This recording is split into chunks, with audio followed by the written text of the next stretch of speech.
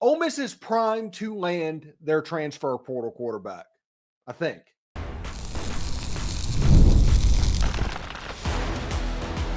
You are Locked On Ole Miss, your daily podcast on the Ole Miss Rebels. Part of the Locked On Podcast Network, your team every day.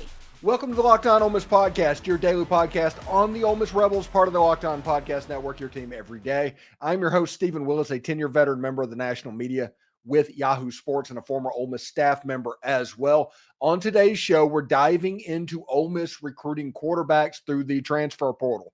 Two names are kind of heating up, Anthony Colandrea and Mikey Keene. We'll break down what these signal callers bring to the table as Lane Kiffin continues to hunt for college football's ultimate attention grabber. That is the transfer portal quarterback. Could these two be the answer? Are there other names to watch on the horizon? Stay tuned for all the details and what it means for the Rebels going forward. We're free and available on all the podcast apps and on YouTube. Thank you for making Locked On Ole Miss your first listen every day, and a special hello to the insiders and everydayers who make this show what it is. Don't forget to find a second listen on the network. Chris Gordy at Locked On SEC or Corey Burton at Locked On Vandy offer great perspectives on college football, the SEC, and yes, even Ole Miss. So check them out. The college football playoff is here finally, and you don't want to miss a moment of the action. The college football playoff is presented by Allstate. It begins with 4 first-round games on December 20th and 21st on ESPN, ABC, TNT, and Max. So Ole Miss brought in yesterday Anthony Colandrea for a visit. They're bringing in today, supposedly, Mikey Keene, and there's another quarterback on the horizon we're going to talk about in just a second. But let's talk about these two signal callers and the type of player that they are and what this means for Ole Miss's view of Austin Simmons and how they view what's going on. This is not a Spencer Sanders situation, obviously, in the transfer portal at Ole Miss. And the Spencer Sanders situation, for people that don't realize, is Jaxson Dart had a okay year after his first year at Ole Miss, but Ole Miss was going after somebody that could start. Lane Kiffin was not sure that Jaxson Dart was the dude.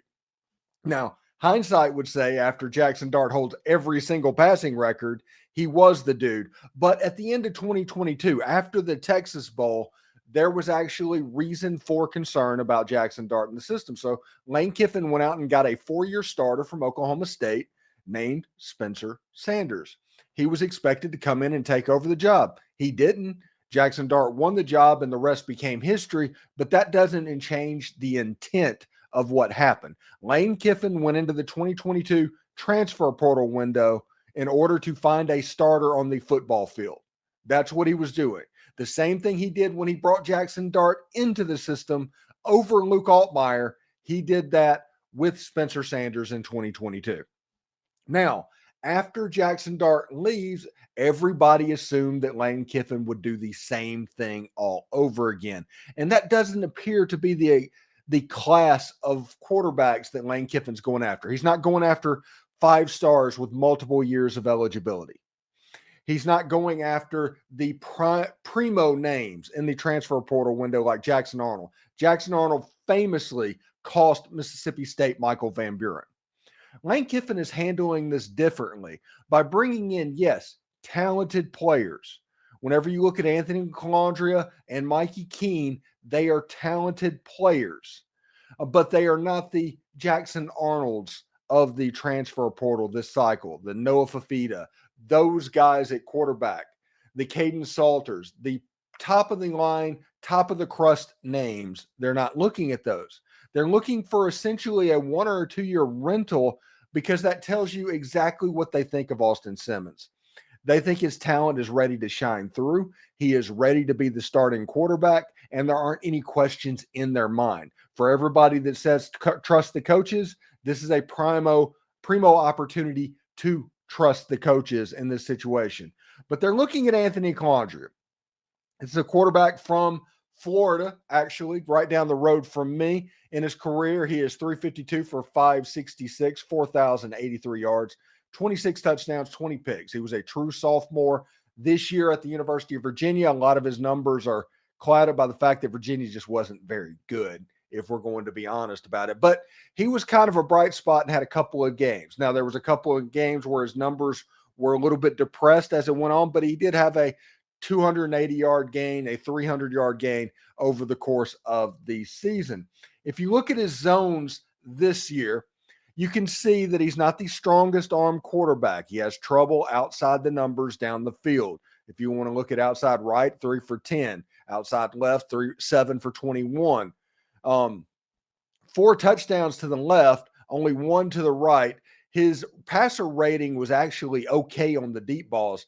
Where it was interesting is the left middle zone from 10 to 20 yards to the left, where that deep out route would live. He has a 5.6 NFL passer rating, 3 of 12, 38 yards, 1 interception. He is a right-handed dominated quarterback, and that means his numbers to the right are going to be a little bit not better than his numbers to the left. But he is a quarterback that would get the chains moving and could come in a pinch. If Austin Simmons lost his helmet, or if something happened like the Georgia game to Jaxson Darts, you would not feel bad about Anthony Colandrea coming into the game. The other quarterback that Ole Miss is recruiting, and he is supposed to have an official visit starting today, it's Mikey Keene. He's the quarterback of Fresno State. Over his career, he's 798 for 1,170, 8,245 yards, 65 touchdowns, 28 interceptions. We joked about him on the podcast having about negative 350 yards rushing over his career. He started at UCF, which means he played in a similar type offense. I think he was recruited originally by Josh Heupel, which means he can throw the football a little bit. Mikey Keene has gone out to Fresno State, and he's been pretty good for, I think it was Jeff Tedford at that time. They probably have a different quarterback. Maybe it was Kalen DeBoer. I'm not sure exactly how that went. But the Fresno State quarterbacks have been interesting. These are the 2 dominant names that everybody's hearing in the Ole Miss circles. When you look at his zones, his deep ball is actually pretty good.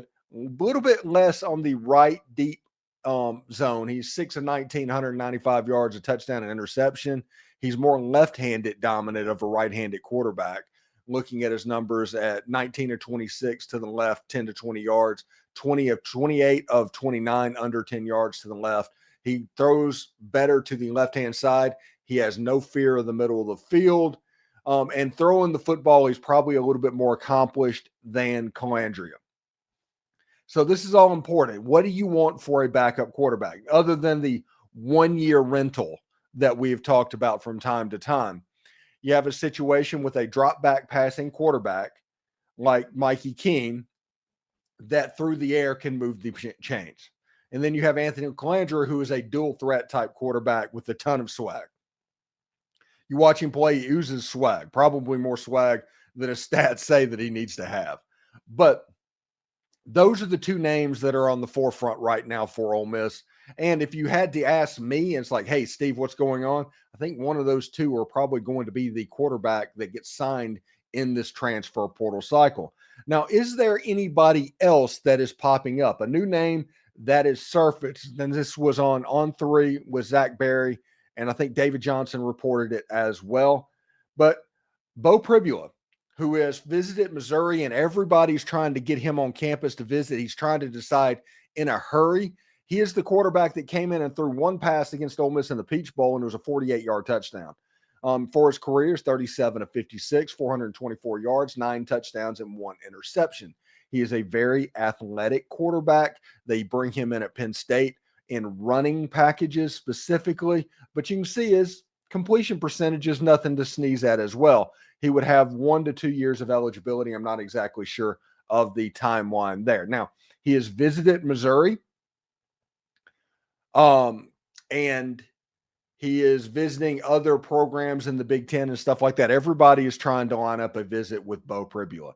But so we'll see exactly how it goes. Now, like I said, Austin Simmons is going to dominate the conversation when it comes to this quarterback portal grab area because of how good Austin is and how good he has looked. And I was talking to somebody that would have knowledge of the situation the other day. And they were talking, it's like, hey, Austin's ready to be the dude on this football team. You can tell by the way he's recruiting, he's ready to be the dude. But the Gator Bowl provides a tricky scenario for Lane Kiffin. And even Austin understands this. Lane Kiffin can go in with Jaxson Dart, let him play the full game. Everybody just has that one drive from Georgia, and you might make it through this transfer portal window season without Austin Simmons getting a big jumbo offer. Because what is happening right now is that other schools are kind of breaking the bank, trying to tamper with players. And I say tamper like it's a bad thing, but they're doing that through agents and other intermediaries and things like that. And it's happened for 40 years in college football. But if you play Jaxson Dart the whole Gator Bowl, you don't have that extra film on Austin Simmons. If Austin Simmons comes out in the Gator Bowl and absolutely balls out and throws for 250 yards and a half, you might have a little bit of problem because the transfer portal window will be open for 5 days after the Gator Bowl for Ole Miss. And I'm sure that everybody that needs a quarterback is going to be going after Austin Simmons because he's really good at football. So that is the dilemma right now of what's going on. The other side of that coin is the wide receivers and everybody that Ole Miss is trying to recruit is based off of Austin Simmons. And one drive against Georgia isn't kind of enough. If you're trying to recruit for the next level, you need some more film to say, hey, this guy is really good. No, he is really Tua plus 4 more inches of height. If you do that, it's going to be fine as well. So we'll see how it goes for the Rebels. So we'll check it out in a little bit. Anyway, Ole Miss rolled out the red carpet this week for Justice Haynes and Caleb Odom, bringing the Stars to Oxford. Haynes, a top running back, has plenty of suitors, with South Carolina in the mix and potentially the leader. And Odom is a jumbo wide receiver from Alabama that could ease the sting of the recent recruiting rumored losses. So don't miss the latest on that. You know, it's that time of year. The college football playoff is back, and with the newly expanded 12-team format, it's guaranteed to be bigger and better than ever, bringing all the hard-hitting and high-flying excitement that you love. TNT Sports coverage of the college football playoff begins December 21st, starting with the college football playoff kickoff show presented by AT&T at 11 a.m. Eastern, leading into our first matchup with the SMU Mustangs battling the Penn State Nittany Lions at noon. Then the Clemson Tigers look to upset the Texas Longhorns in a showdown at 4 Eastern. Do not miss a moment of the action. Watch the college football playoff presented by Allstate live on TNT, True TV, TBS, and Max. So, really interesting stuff that I think is going on with the quarterback situation at Ole Miss. And I will be watching that intently. While the college football playoff is going on, I'm going to be scrolling Twitter to find out if that happens for Ole Miss as well. But the other visits are happening and other positions are being recruited. And a couple of bigger fish that Ole Miss are trying to get and land right now. They're visiting on campus or have visited on campus at the moment. We'll start with Justice Haynes. He's the running back from Alabama. He's a big-time back. Everybody knows the struggles that Ole Miss had running the football a year ago. Justice Haynes would kind of alleviate that. I think you would see the offense from Ole Miss kind of shift from a zone scheme that they've been running with a ton of tempo to where you might see a lot of gap scheme stuff being thrown in. I'm not saying the offense is going to look a ton like it did in 2022. I'm saying Justice Haynes would give it the opportunity to provide a Zach Evans type boost. Justice Haynes is a really good player. Now, there's other players in his recruitment that you're going to have to watch out for. Everybody wants this. This is a former 5-star with a ton of tread on the tires. So Michigan's going to be involved. Ohio State's going to be involved. Florida's going to be involved. South Carolina, who has to replace Rocket Sanders, who has a good quarterback with a chance that South Carolina could be very good next season. They're going to be a team to watch in this recruitment as well. It's going to be important for Ole Miss to pull out all the stops on his recruitment, and we'll talk about that in just a second. Haynes last year only had 79 carries. It's absolutely ridiculous that his numbers are that small. But Jalen Milroe and quarterback run was basically all of the offense last season. He had 448 yards and 7 touchdowns for his season. Now, the reason I bring it up, somebody who's very close with on the Alabama team and who I think is Ole Miss's best chance at a splash signing over the next couple of weeks is Caleb Odom. Caleb Odom was a guy that Ole Miss recruited the heck out of. And you always hear me talk about it. If you finish in the top 2 in high school recruiting, you generally land them as a transfer player more times than you don't. It's like Eric Singleton. We'll talk about Eric Singleton and everything's going on about the big number and all of these other justifying factors. Well, Auburn was the number 2 class, the number 2 school in his recruitment. If he ends up at Auburn, that kind of proves that point. It doesn't necessarily matter if they're willing to break the bank because they're desperate, which, by the way, Auburn and LSU right now are extremely desperate programs. So if stuff doesn't make sense in recruiting, it is because they are desperate programs. The reason being, if Hugh Freeze and Brian Kelly win 6 games, they are going to be out of a job. You have 2 just desperate programs, so you're going to see them throwing money around because they have to. Things that don't make sense, that'll tell you that. Alabama, they're in a different boat. They're just worried because, Nick Saban's gone and you're not getting the benefit of the doubt that with Kalen DeBoer that you got with Saban. And all of a sudden, instead of poaching players, they're losing players. And an example of that is Caleb Odom. He's a guy that Ole Miss finished number 2 on recruiting this past season. And Nick Saban recruited. Joe Cox, who was the tight end coach at Alabama at the time, recruited Caleb Odom to Tuscaloosa weeks after Caleb Odom went to Alabama. Weeks, just a mere weeks. Nick Saban abruptly retired and Joe Cox was gone. Every reason that Caleb Odom had for going to Alabama was poof, out the window. Now, to the kid's credit, he stuck around and gave it a chance and gave it a real chance. Played a little bit this season, decided it wasn't for him. The number 2 team in his high school recruitment was Ole Miss. The leading tight end coach that got him ultimately to Alabama was Joe Cox.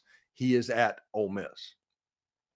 Pete Golding, who probably has recruited a good bit as well and talked to him as well, at Ole Miss. Lane Kiffin, he absolutely loves. So we'll see what happens. Now, the line for Caleb Odom is not going to be small either. You will see him probably visit North Carolina, and other schools are trying to get him on campus as well. Same with Justice Haynes. There's a long line for these players. So Ole Miss is going to have their work cut out for them. And like I said, there's always the chance in this transfer portal crisis that you operating on a budget, not everybody is going to do that. And you could have an Eric Singleton with the rumored numbers popping up some astronomical 7-figure sum. And if that happens, it happens. But if everything goes straight up, I think Ole Miss is a good shot for Caleb Odom. And if he lands at Ole Miss, he would take a ton of the sting off of the Eric Singleton thing and the rumored Dane Key to Georgia as well. I mean, Ole Miss did land Deshaun Stribling from Oklahoma State. Very, very good player, but you do want that second wide receiver type player. And I think a player like Caleb Odom playing a role similar to what Evan Ingram did at Ole Miss would provide an unbelievable weapon for Lane Kiffin in this offense. Remember, you have Caleb Cunningham, you have Nareel White, and let's talk about something real quick that probably nobody wants to talk about. Ole Miss not getting all of their transfer portal targets. While it sucks, it would be fun to get them rather than not get them. But Lane Kiffin being able to use an Aiden Williams, maybe that's a cause that Aiden Williams will stay on campus. Nareel White, these younger wide receivers that have a chance to make an impact on Ole Miss. I think Isaiah Hartrung, I think that's his name, a transfer player from last cycle that missed the whole season. He'll be back for the spring as well. So what can he provide for Ole Miss? So the cupboard isn't exactly bare if they miss out on any of these guys. You have Caden Lee returning. You have a lot of good players that are set up. And Deshaun Stribling, Caden Lee, and Caleb Cunningham, that's a pretty good set whenever you have a Caleb Odom, Deshaun, Daquan Wright, and a Luke Haas at tight end as well. There's wide receiver options all over the field right now, and it looks like Ole Miss is building up to be a bigger wide receiver unit, a 12 personnel type wide receiver unit. We'll see exactly how it looks, but the personnel is in place. I think there's a couple of keys that Ole Miss probably needs to hit in this transfer portal window, and I'm not going to get into them yet because this is way too early in the process to do that. But Ole Miss needs probably 2 or 3 players that need to make an impact. They absolutely have to hit on them if Ole Miss is going to make a run at the college football playoff in 2025. I think they're going to be a good team regardless. But if you want that playoff, that Tennessee type run to where you go into the bowl game and kind of springboard yourself into the playoff, I do think there's 2 or 3 players that Ole Miss need to absolutely hit on. And we'll talk about that in a little bit as well. So we'll see how it goes. Coming up in our final segment, we will take a look at the Ole Miss pass catchers moving on after the season, from unforgettable moments to their role in Jaxson Dart's record-setting career. We'll celebrate these Rebels as they gear up for one last game in the Gator Bowl against Duke. Get ready to tackle the NFL action with FanDuel, America's #1 sports book, because right now new customers can bet $5 and get $150 in bonus bets if you win. Every college football playoff game right now is featuring a home team favored by more than a touchdown. And it might be crazy, but Tennessee may be more built for cold weather than Ohio State. That might be the upset. And hilariously, Columbus is like 5 hours drive north of Knoxville, Tennessee, but they're talking about how it's going to be so cold up there. It's absolutely ridiculous. The FanDuel Sportsbook app gives you everything you need to place live bets on the NFL all in one place. So when you get a hunch in the middle of the game, you can check out the latest stats, view live play-by-play, and so much more on the same page that you place your bets. Just visit FanDuel.com to join today. You'll get started with $150 in bonus bets if you win that first $5 bet. That is FanDuel.com. Never waste a hunch and make every moment more with FanDuel. It's an official sportsbook partner of the NFL. You know, nothing gets me more excited than watching Ole Miss football, and it's making a little extra cash while I'm doing it. That's good too. That's why I love Prize Picks. It's so easy to get in on the action. This week on Prize Picks, I'm thinking about Gator Bowl. Gator Bowl is on my mind. I'm looking at the football board, and I'm going to lock in Jaxson Dart with more than 250 yards passing. He only needs like 170 yards for the record. Jordan Watkins at more than 80 receiving yards, and a sneaky pick is Suntarine Perkins at more than 1.5 sacks. Yeah, I think he's going to get to the quarterback twice. It's simple, it's fun, and it makes every game feel like you're part of the action. I had a flex play hit last week, and even though one of my picks missed, I still cashed out. That is why Prize Picks is my go-to. Prize Picks is the best place to turn your sports opinions into real money. It takes less than 60 seconds to make your pick. And with the weekly promotions like Taco Tuesday, you can get even more value. Think discounts on player projections by up to 25%. Plus, Prize Picks puts its members first. When my picks hit, I get my winnings fast, sometimes in as little as 15 minutes. So here's the best part. You can download the app today and use code LOCKEDONCollege, all one word, to get $50 instantly after you play that first $5 lineup. Download the app today and use code LOCKEDONCollege, all one word, to get $50 instantly after you play that first $5 lineup. Prize Picks, run your game. So we have been going in the last couple of shows remembering the upperclassmen that are set up to play their final game at Ole Miss. And I think we would be remiss because a lot goes on with what happens. You know, a situation to where Jaxson Dart gets so much credit for what is done, and he deserves it. He's going to own every passing record that Ole Miss owns. Jaxson Dart this season was 249 for 363, 3,875 yards, 25 touchdowns, six interceptions. He is 167, 170 yards, somewhere in that ballpark, away from being the all-time single-season passing leader. But I think it would be a remiss if we overlook some of the upperclassmen that's leaving at the same time, that Jaxson Dart absolutely would not have this record without. Now, we can talk about Trey Harris, who's not going to play in the Gator Bowl, but he is somebody that was the best wide receiver in college football. And for a period this year, he almost led the SEC in receiving yards despite playing in like 8 games. So that's important as well. But in this game, you have like Jordan Watkins, who this season had 42 catches, 726 yards, 7 touchdowns, despite backing up Caden Lee at times and also filling in for Trey Harris later on in the season. And he was famous for having that huge game against Arkansas to where I think he had 5 touchdowns, 270 yards receiving, absolutely nothing. Jordan Watkins had an absolute day in Fayetteville. And that is when everybody thought, like, oh my goodness, Ole Miss is about to do this. The offense finally clicked. And a lot of that had to do with Jordan Watkins in that day, catching deep passes on that Arkansas secondary. A lot of people point out that that was also probably a revenge game for Lane Kiffin over the 6 interception Matt Corral game, and also the way they struggled up there in Fayetteville a little bit earlier in 2022. Now, another player that deserves his flowers is Juice Wells. Juice Wells gets a lot of grief for the way this season went, and his hands were a problem. They were problematic at best. There were a lot of one-handed catches that he tried to make that it just didn't work out. He dropped touchdown passes against South Carolina, against Florida. There's been a lot that's going on. But Juice Wells caught the touchdown pass against Georgia.